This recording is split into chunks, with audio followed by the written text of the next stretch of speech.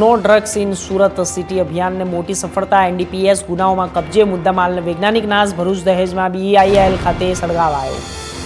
સુરતના સચિનમાં હિન્દુ સ્નેહ મિલન સમારોહ ભવ્ય આયોજન. પૂર્વ ધારાસભ્ય રાઘવેન્દ્ર પ્રતાપસિંહે આપ્યું અખંડ ભારતનું આહ્વાન. હિન્દુ સમાજની એકતા અને યુવાનોને રાષ્ટ્રભક્તિ પ્રેરણા. નવસારીમાં વોટ્સએપ ગ્રુપની અભદ્ર ટિપ્પણી વિવાદાસ્પદ. મુસ્લિમ સમાજે જિલ્લા પોલીસ પ્રમુખને આપી અરજી. જીનેશ મેવાણી પરની ટિપ્પણી સામે નારાજગી. બનાસ મેડિકલ કોલેજમાં ગણેશ મહોત્સવની ધામધૂમ. કોલેજ ખાતે ઇકો ફ્રેન્ડ મૂર્તિ લાવીને સ્થાપના કરાઈ. વિસર્જન વિદ્યાર્થીઓ અને ગરબા રમઝટ સાથે ઉજવાયું. તરણેતર મેળામાં લાડુ ખાવાની સ્પર્ધા યોજાઈ. ઓરી ગામના રહીશ બળવંતભાઈ પ્રથમ. 30 મિનિટમાં 38 લાડુઓ. દર્શકોનો ઉમંગ. કોલકી ગામે 100 વર્ષની વૃદ્ધાને અજ્ઞાત જંતુ કરડ્યું. પગમાં સોજા ફોલા બાદ વૃદ્ધા ઉપલેટા હોસ્પિટલ ખસેડાઈ. રાજકોટ જિલ્લામાં અજ્ઞાત જંતુનો કહેર યથાવત.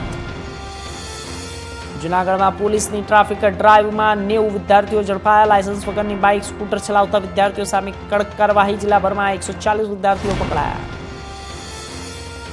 કચ્છ રણમાં બીએસએફની કેન્ટીન ફોર ફોરેજ. જ્યારે સમર્પિત નલામાં જવાનો માટે નવી કેન્ટીન શરૂ. અમીરગઢ તાલુકાના વીરેશ્વર મહાદેવ મંદિરની ઘટના. મહિલાના પોશાકમાં પુરુષ ઝડપાયો. લોકોએ પકડી પોલીસને હવાલે કર્યો. ભારે વરસાદથી ગુહાઈ જળાશયોમાં પાણી છોડાયું. 96% ભરાયેલું ગુહાઈ ડેમમાં 12,600 ક્યુસેક પાણી છોડાયું. નદીના કાંઠે ગામોને એલર્ટ જાહેર કરાયા.